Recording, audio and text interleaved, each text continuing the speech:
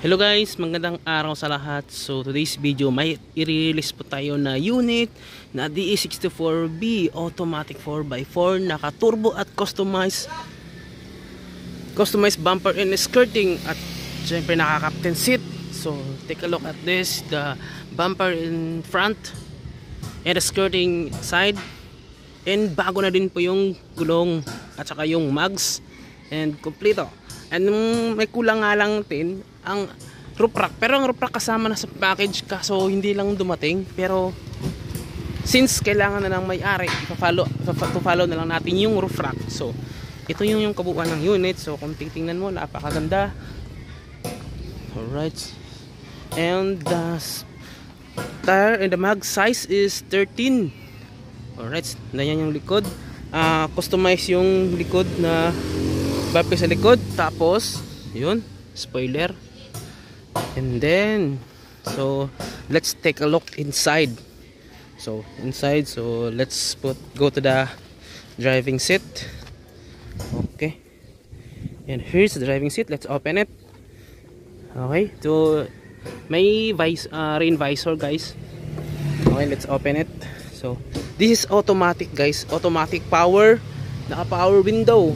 Okay, power sliding door. Alright, ayun guys. Dashcam. Ito po yung stereo guys. Touchscreen stereo po yung dashcam niya. Tapos yun, may camera sa likod ng aircon guys. Here we go. Alright, automatic transmission. And then yung combination ng kulay ng upholstery. So Suzuki nga pala to.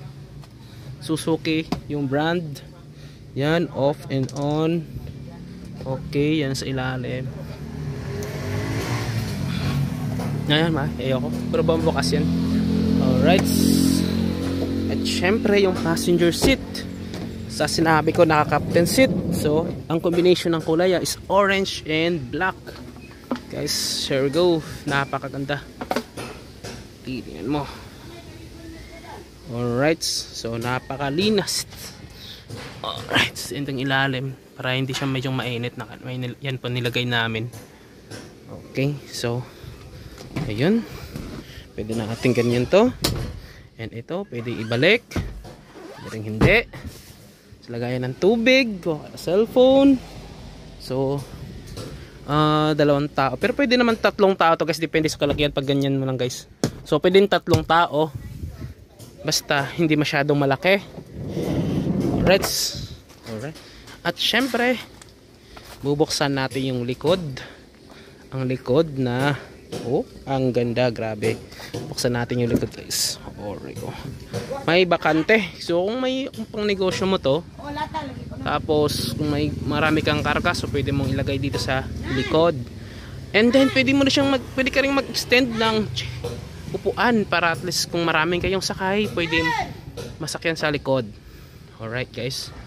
So ito po, sarada natin.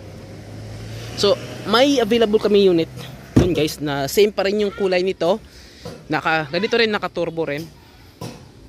At yun, next, yun po yung video natin.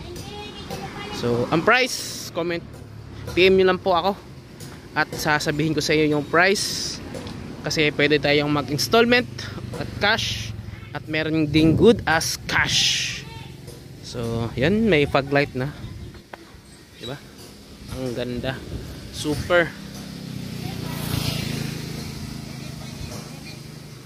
So, yun lang guys. Ito. Windshield. So, meron na. Ano pa ba?